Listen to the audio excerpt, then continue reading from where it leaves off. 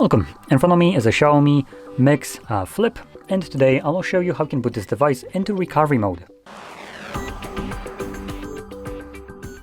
So to get started, you want to power off your device by holding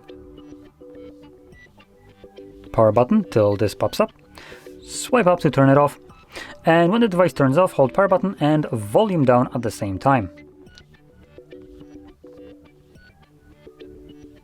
Actually, nope, volume up. Let's see if I did it correctly, or if it's gonna boot into it. Oh, it did. So yeah, it's power button and volume up, my bad. When you see the logo, I think you can actually let go when the logo appears and it will still enter the recovery mode.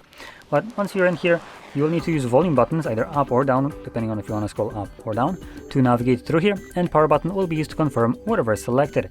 In reality, we only have one option in here, which is wipe data.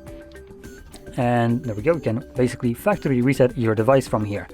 And then we have reboot device, which takes us back to Android, and connect with Mi Assistant, which is just some program. So in any case, I'm gonna select reboot, reboot to system, and this will now bring me back to Android.